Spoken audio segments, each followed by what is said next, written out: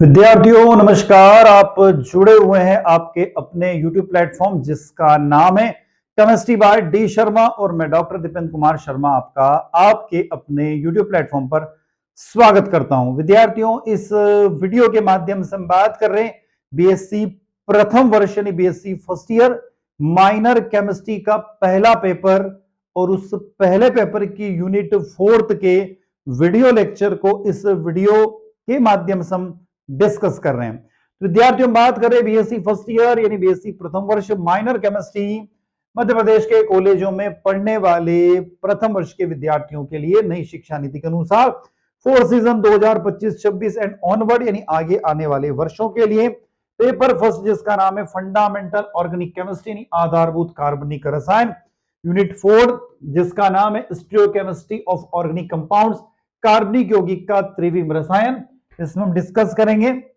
इसके total 8 video lecture हम आप तक पहुंचा रहे हैं। 8 वीडियो लेक्चर की सीरीज है और 8 वीडियो लेक्चर में पूरी यूनिट को हम कवर करेंगे। इसमें कॉन्सेप्ट ऑफ आइसोमेरिज्म यानी समावयवता की अवधारणा, टाइप्स ऑफ आइसोमेरिज्म समावयवता के प्रकार, संरचनात्मक समावयवता यानी स्ट्रक्चरल आइसोमेरिज्म, स्टीरियो आइसोमेरिज्म यानी त्रिविम समावयवता, प्रकाशिक समावयवता यानी ऑप्टिकल आइसोमेरिज्म। उसके बाद एलिमेंट ऑफ सिमेट्री यानी सममिति के तत्व, मॉलिक्यूलर किरलिटी आणविक किरलता, एनांशियोमर्स प्रकाशिक सक्रियता optical activity, example of optical isomers, chiral and achiral molecule, diastereoisomers. इसके अलावा threo and erythrose isomerism, enantiomers का वियोजन, व्युत्क्रम की अवधारणा, ज्योमेट्रिकल आइसोमेरिज्म, इजेड नोमेनक्लेचर। इसके बाद न्यूमैन, सोहार्स, फ्लाइंग वेज और फिशर का प्रोजेक्शन। उसके बाद लास्ट वीडियो लेक्चर में हम देखेंगे इथेन, ब्यूटेन और साइक्लोहेक्सेन की समावयवता के बारे में। तो विद्यार्थियों टोटल ये पूरा सिलेबस हमने इस यूनिट नंबर 4 का देखा है। अब हम इसके पहले वीडियो लेक्चर की तरफ चल रहे हैं। आपको स्क्रीन पर पहला वीडियो लेक्चर का पोस्टर आपको दिखाई दे रहा है यानी कि थंबनेल दिखाई दे रहा है और इसको हम पूरा डिटेल में डिस्कस करने वाले हैं। तो यहां पर दिया हुआ है बीएससी प्रथम वर्ष यानी BSc first year minor chemistry paper first fundamental organic chemistry आधारभूत कार्बनिक रसायन, यूनिट नंबर 4 पार्ट 1। उसमें हम पढ़ेंगे concept of isomerism, types of isomerism, structural isomerism, stereo isomerism और ऑप्टिकल आइसोमेरिज्म। समावयवता की अवधारणा, समावयवता के प्रकार, संरचनात्मक समावयवता, त्रिविम समावयवता और प्रकाशिक समावयवता को पूरा डिटेल में डिस्कस करेंगे। तो विद्यार्थियों देर न करते हुए हम चल रहे हैं इस पूरे वीडियो लेक्चर को डिटेल में डिस्कस करने के लिए। उससे पहले एक और महत्वपूर्ण इंफॉर्मेशन, महत्वपूर्ण सूचना, यदि आप जो वीडियो लेक्चर हम यहां पर डिस्कस करने वाले हैं, पढ़ने वाले हैं, यदि उसके पीडीएफ नोट्स आप परचेस करना चाहते हैं, खरीदना चाहते हैं, तो डिस्क्रिप्शन बॉक्स में एक लिंक दी हुई है आपके अपने मोबाइल एप्लीकेशन की जिसका नाम है स्पीड लर्न। उस मोबाइल एप्लीकेशन के माध्यम से आप मात्र 51 रुपए में यानी मात्र 51 रुपीज में इंग्लिश और हिंदी मीडियम के नोट्स आपके अपने मोबाइल एप्लीकेशन पर जाकर 5 यूनिट के आप परचेस कर सकते मात्र 51 रुपए में। चलते हैं डिटेल में डिस्कस करने के लिए कार्बनिक यौगिकों का त्रिविम रसायन यानी स्टीरियोकेमिस्ट्री रसायन विज्ञान की वह शाखा है जो अणु को 3D विन्यास का अध्ययन कराती है। Stereochemistry of organic compound is the branch of chemistry that study that 3 dimensional configuration of molecules. इसमें यह देखा जाता है कि अणु के परमाणु और समूह अंतरिक्ष में कैसे व्यवस्थित होते हैं जिससे विभिन्न गुण वाले यौगिक वहां पर बन सकते हैं। त्रिविम रसायन का अध्ययन त्रिविम रसायन का अध्ययन अणु की संरचना और क्रिया को समझने के लिए आवश्यक है क्योंकि अणु का आकार उसके गुणों और जैविक प्रणालियों के साथ उसकी परस्पर क्रिया को प्रभावित करता है। The study of stereochemistry is the essential for the understanding the structure and function of molecule because the shape of molecule affects its property and its interaction with the biological system। बात करते हैं what is isomerism यानी समावयवता किसे कहते हैं।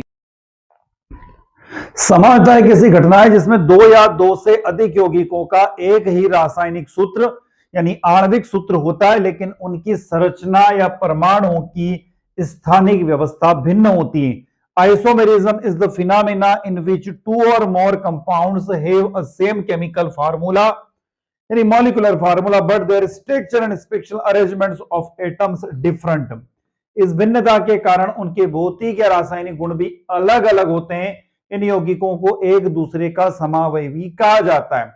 Because of this difference their physical और chemical property also differ. This compound are called isomer. तो हम यहाँ किसकी बात कर रहे हैं, बात करते हैं समावयवता की। तो समावयवता में क्या होता है, उसका मॉलिक्यूलर फार्मूला सेम होता है बट उसका अरेंजमेंट क्या होता है, चेंज हो जाता है। समानता के मुख्य प्रकार, मुख्य टाइप से मेन टाइप्स ऑफ आइसोमेरिज्म। पहली आती है स्ट्रक्चरल आइसोमेरिज्म यानी संरचनात्मक समानता। इसमें परमाणुओं के बीच रासायनिक बंधन अलग अलग होते हैं, इसमें अणु की संरचना भिन्न होती है।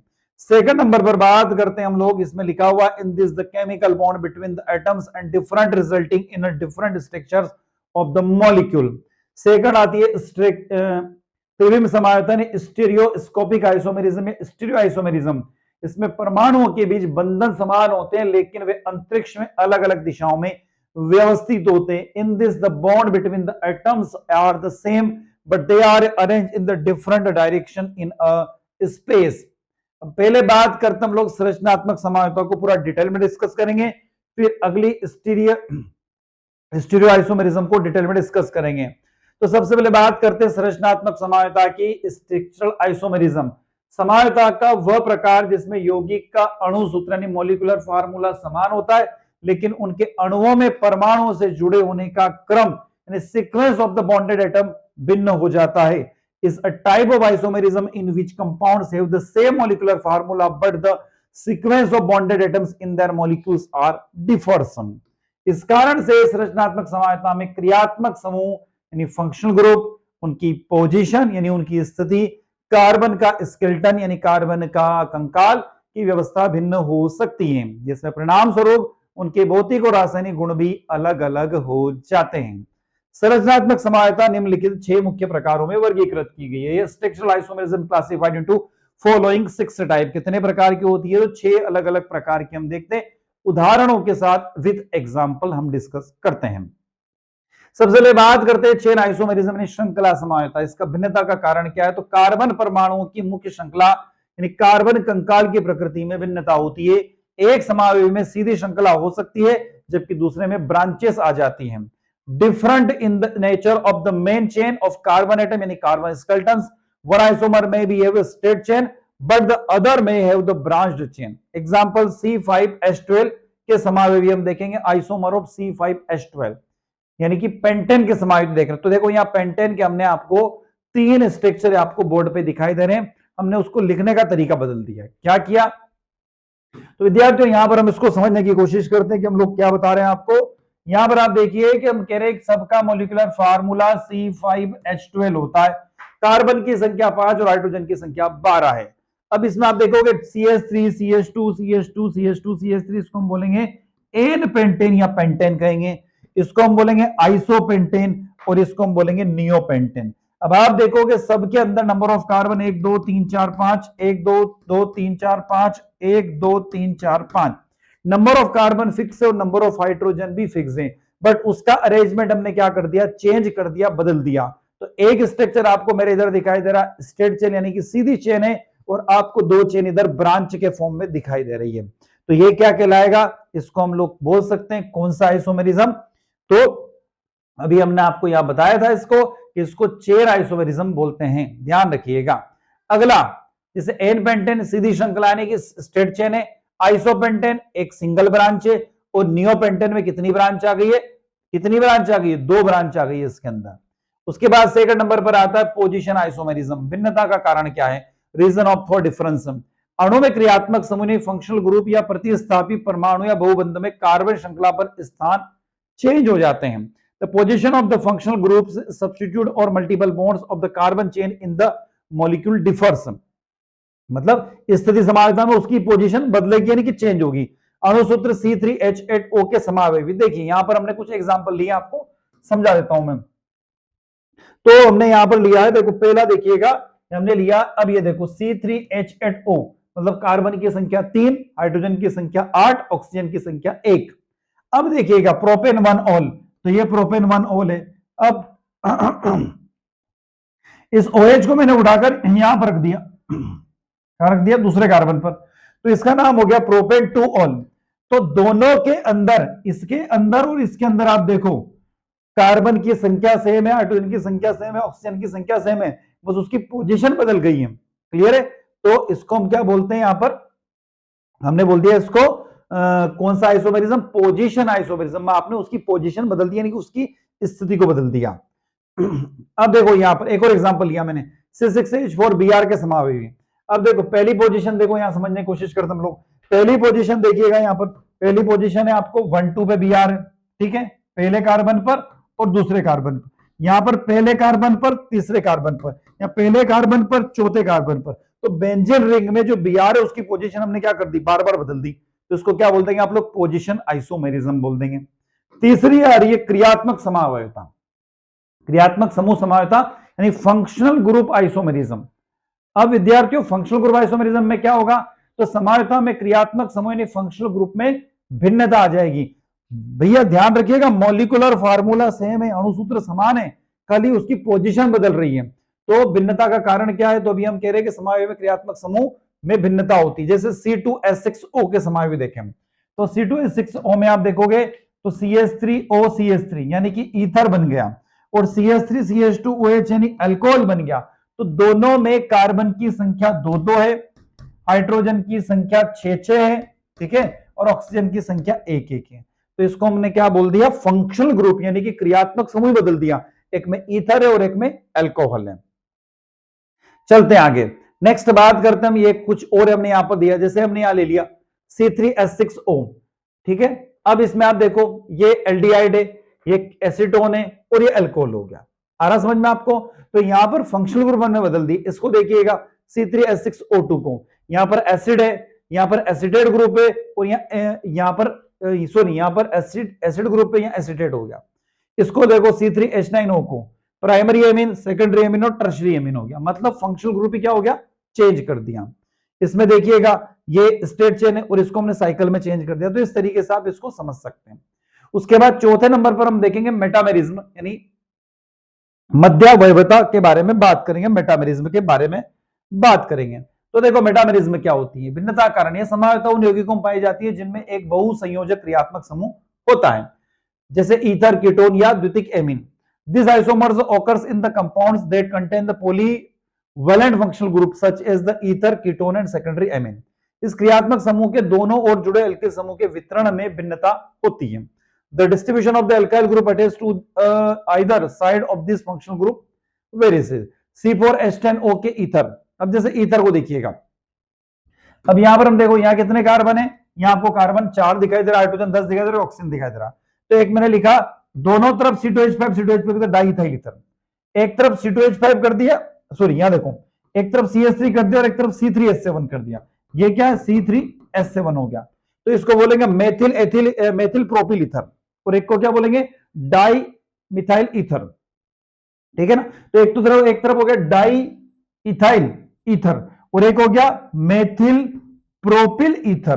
तो आप देखो ये दोनों ईथर ही है, इस ऑक्सीजन के लेफ्ट और राइट में सेम ग्रुप है, और इस ऑक्सीजन के लेफ्ट और राइट में ग्रुप को हमने क्या कर दिया, चेंज कर दिया। क्लियर है ना? आगे चलते हैं। नेक्स्ट चलावयवता यानी टोटोमेरिज्म। यह एक गतिशील समावयवता है जिसमें दो क्रियात्मक समावयवी एक दूसरे के साथ इक्विलिब्रियम में रहते हैं। Reason for difference, this is the dynamic isomerism is the which two functional isomerism exhibits equilibrium with each other. ये आमतौर पर एक परमाणु के एक क्रियात्मक समूह से दूसरे क्रियात्मक समूह में जाने के कारण होती है। This are used due to the transfer of the atoms from one functional group to another functional group. Example दे रहे हम कीटो इनॉल टोटोमेरिज्म, कीटो इनॉल चलावयवता। अब देखो यहां पर हम समझने की कोशिश करते हैं। ये देखो कीटो इनॉल टोटोमेरिज्म को एग्जांपल में समझ लेते हैं हम लोग। यहां इसको मैं यहां ले आता हूं, ठीक है। कीटो इनॉल टोटोमेरिज्म देखो हुआ क्या, कीटो इनॉल टोटोमेरिज्म में क्या हुआ, यहां पर आप देखो एक कीटो फॉर्म है। कौन सा फॉर्म है, देखो मैं लिख रहा हूं आपको, CH3CO CH3, यह आपका कीटोन का मॉलिक्यूल है। अब आपने किया क्या, देखो यहां से एक हाइड्रोजन यहां भेज दो, मैंने क्या लिखा, CH3 सिंगल बॉन्ड C, ध्यान रखना यहां पर आ गया OH डबल बॉन्ड CH2। तो यहां देखो कीटोन ग्रुप है, यहां क्या आ गया, एल्कोहल ग्रुप आ गया। तो कीटोन का एल्कोहल में, एल्कोहल का कीटोन में, तो इसलिए इसको बोलते हैं ये कीटो ग्रुप है, ये एल्कोहल ग्रुप है, यानी कि इनोल ग्रुप है, इसलिए इसको कीटो इनोल टॉटोमेरिज्म भी कहा जाता है। नेक्स्ट आती है रिंग चेन आइसोमेरिज्म।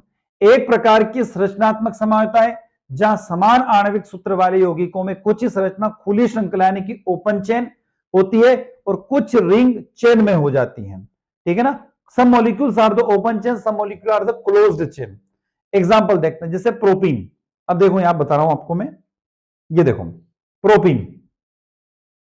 अब प्रोपीन, प्रोपीन का मॉलिक्यूलर फार्मूला क्या है, तो प्रोपीन का मॉलिक्यूलर फार्मूला हमने यहां पर दे देगा, प्रोपीन का मॉलिक्यूलर फार्मूला दिया हुआ। तो प्रोपीन का मॉलिक्यूलर फार्मूला हमने क्या लिखा है यहां पर, CH3 single bond CH double bond CH2। मतलब कार्बन की संख्या आपकी 3 है, हाइड्रोजन की संख्या 3 2 5 6 है, ठीक है। अब ये देखो यहां पर मैंने लिखा CH2 single bond CH2 single bond CH2 और ये बॉन्ड, तो या तो ये सीधी चेन के रूप में होगा या एक साइकिल के रूप में होगा, तो इसलिए इसको हम बोलते हैं रिंग चेन आइसोमेरिज्म। आ रहा समझ में आपको। तो इस तरीके से स्ट्रक्चरल आइसोमेरिज्म आपकी पूरी हुई। अब हम आ जाते त्रिविम समायोजकता के पास में, त्रिविम समायोजकता के बारे में बात कर लेते हैं। तो ऐसे यौगिकों में पाई जाती है जिनके अणु सूत्र और परमाणुओं के जुड़ने का क्रम समान होता है, लेकिन त्रिविम में उनके परमाणु की व्यवस्था यानी कि अभिविन्यास भिन्न होता है। Stereoisomerism occurs in the compound that have the same molecular formula and the same order of bonding of atoms but differs in the arrangement of their atoms in space। मतलब ओरिएंटेशन चेंज हो जाएगा किसके अंदर, space में। इन यौगिकों को त्रिविम समायोगी कहते हैं और इस घटना को त्रिविम समायोजकता कहते हैं। This compound are called stereoisomer and this phenomena is called stereoisomerism. सबसे पहला इसके अंदर आता सरूपण आइसोमेरिज्म, कन्फर्मेशनल आइसोमेरिज्म की बात करते हैं।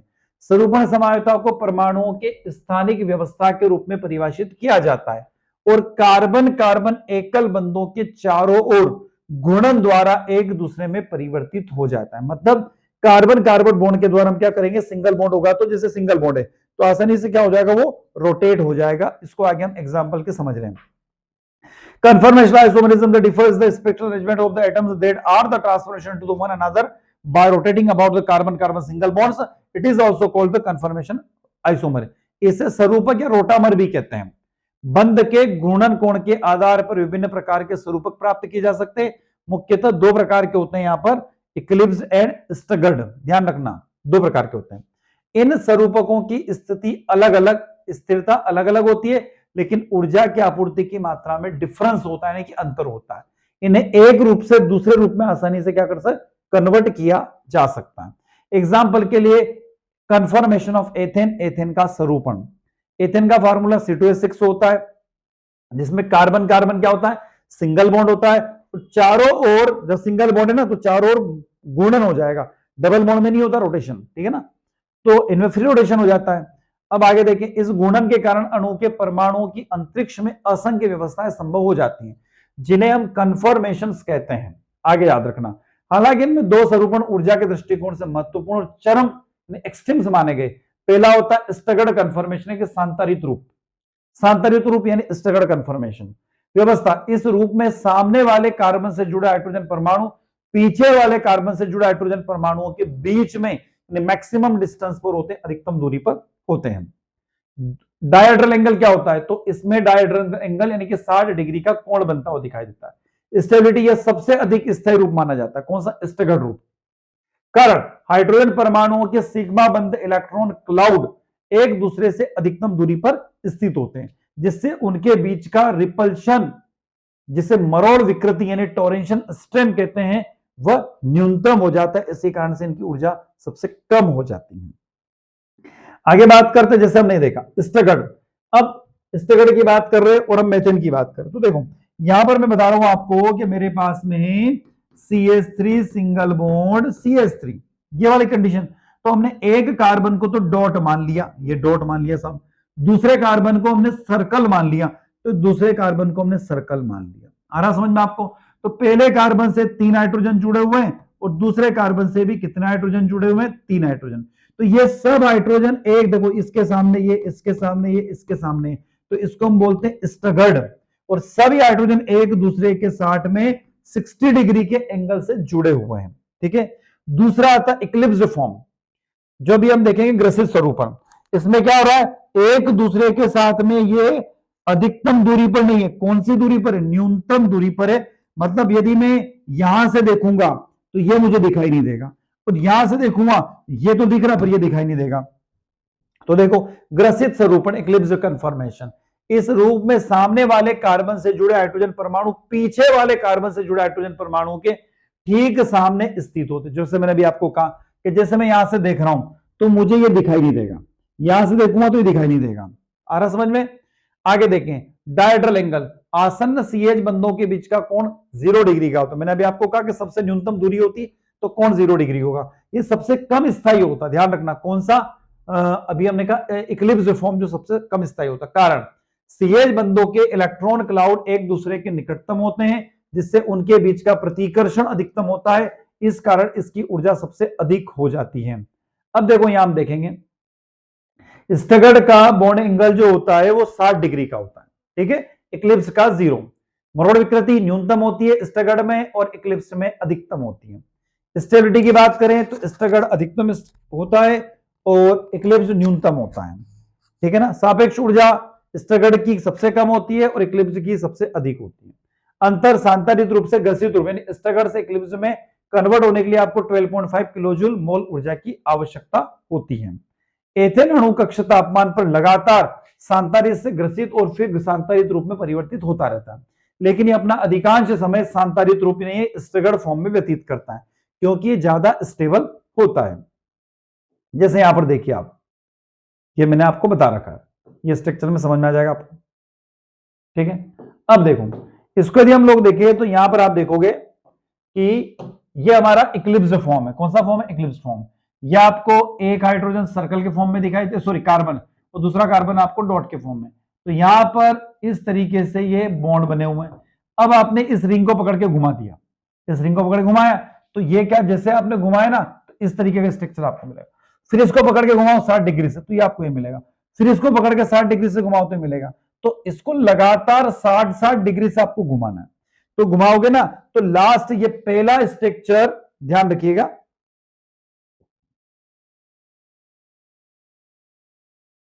हाँ, पहला स्ट्रक्चर और आखिरी स्ट्रक्चर एक जैसा हो गया। देखो बिल्कुल आप, फिर दूसरा और ये जो उससे पहले वाला ये एक जैसा हो गया। तो ये आपको एक जैसे स्ट्रक्चर वहां पर दिखाई देने लग जाएंगे। अब आप ये देखो, ये वाला और ये वाला स्ट्रक्चर भी एक जैसा है। आ रहा समझ में? तो इसमें ये होता है कि लगातार आपको 60 डिग्री से उसको रोटेट करना होता है और इस रिंग को पकड़ के घुमाना है, बस और कुछ नहीं करना है। इस रिंग को पकड़ के आप घुमाते रहो। अब मैं आपको इसका एक और स्ट्रक्चर बनाता हूं, ये वाला graphical the rotation barrier in ethane. तो जब आप इसको पहले रोटेट करोगे तो 0 डिग्री पर ये वाला कंडीशन होगी, यानी इक्लिप्स फॉर्म। अब जब आप इसको घुमाओगे तो लोअर एनर्जी चला गया स्टगर्ड। हमने कहा कम ऊर्जा में स्थायी होता है स्टगर्ड। फिर थोड़ी सी एनर्जी बढ़ेगी, इक्लिप्स की स्टेबिलिटी कम हो गई। फिर वापस 60 डिग्री से घुमाओगे तो ये मिल गया। फिर अगले 60 डिग्री पे देखो, ये 0 60 6 6 12 6 18 6 चौक 24, हर 60 डिग्री पे आपको स्ट्रक्चर बदलेगा। तो एक बार इक्लिप्स आएगा, एक बार स्टगर्ड आएगा, एक बार इक्लिप्स आएगा, फिर स्टगर्ड आएगा, फिर इक्लिप्स आएगा, फिर स्टगर्ड आएगा, फिर इक्लिप्स आ गया। तो इस तरीके से संरचना लगातार परिवर्तित होती है। तो आप देखो न्यूनतम एनर्जी लेवल में आपको सभी स्ट्रक्चर स्टगर्ड दिखाई देंगे और अधिकतर में सभी जो वहां पर दिखाई दे रहे ये आपको इक्लिप्स दिखाई देंगे। आ रहा समझ में? तो यहां पर ही आपका ये ग्राफ भी आपको बनाना होगा। अब विन्यास समायता, ये मुख्य रूप से दो प्रकार की होती है, एक ज्यामितीय समायता, एक प्रकाशिक समायता। ज्यामितीय समायता यानी कि ज्योमेट्रिकल आइसोमरिज्म को सिस्टर्स आइसोमरिज्म भी बोलते हैं। ज्यामितीय समायता द्विबंध के चारों ओर या वलय संरचना में प्रतिबंधित घूर्णन के कारण होती है। ठीक है, आगे देखते हैं। जहां परमाणु या परमाणु के समूह अंतरिक्ष में अलग अलग दिशा में स्थित होते हैं, इसके दो सामान्य रूप है, सिस एक ही तरफ और ट्रांस मतलब अपोजिट साइड में। अब जैसे यहां पर आपको स्ट्रक्चर दिखाई दे रहा, अब आप देखो यहां पर क्या हुआ, यहां पर ये क्लोरीन और ये क्लोरीन सेम साइड में, यानी कि सेम ग्रुप सेम साइड में हो तो सिस और सेम ग्रुप अपोजिट साइड में हो तो ट्रांस कहलाएगा, याद रखना। एक और देखो 2 ब्यूटीन को देख लो आप, सेम ग्रुप सेम साइड में सिस है ना, और सेम ग्रुप अपोजिट साइड में क्या हो गया, ट्रांस कहलाएगा, है ना। सिस टू ब्यूटीन और ट्रांस टू ब्यूटीन, यानी ट्रांस में क्या हो जाएगा, अपोजिट साइड हो गया, और सिस में सेम साइड में हो जाता है। उसका आता है ऑप्टिकल आइसोमेरिज्म, प्रकाशिक समायोता जिन्हें एंटीओमर्स भी कहते हैं। एक किरेल केंद्र 4 अलग अलग परमाणु या समूह से जुड़ा एक कार्बन परमाणु है जिसकी उपस्थिति के कारण यह उत्पन्न होता है, यानी optical isomerism. Optical isomerism also called enantiomers arises due to the presence of the chiral carbon, ठीक है ना। यह समानता समतल ध्रुवित प्रकाश को अलग अलग दिशाओं में घुमाने के कारण होती है। जब भी आप मॉलिक्यूल पे समतल ध्रुवित प्रकाश डालते हैं तो मॉलिक्यूल उस लाइट को रोटेट कर देता है। आगे देखो, प्रकाशिक समानता अमीनो अम्ल, शुगर और अन्य जैव मॉलिक्यूल्स यानी बायोमॉलिक्यूल वाले यौगिकों में आम देखने को मिलती है। प्रतिबिंब रूप, अध्यारोपित न किए जा सकने वाले दर्पण प्रतिबिंब जो प्रकाश के विपरीत दिशाओं में घुमाते हैं उसको हम लोग इनैंशियोमर्स बोलते हैं। इसके बाद डायस्टेरियोसोमर्स, प्रकाश को ये डेक्सोरोटेटरी घुमा देते हैं क्लॉकवाइज डायरेक्शन में। उसके बाद एंटी क्लॉकवाइज डायरेक्शन लिवोरोटेटरी, यानी प्रकाश को वो काउंटर क्लॉकवाइज या एंटी क्लॉकवाइज डायरेक्शन में घुमा देते हैं। एग्जांपल यहां पर हम ले रहे लैक्टिक एसिड।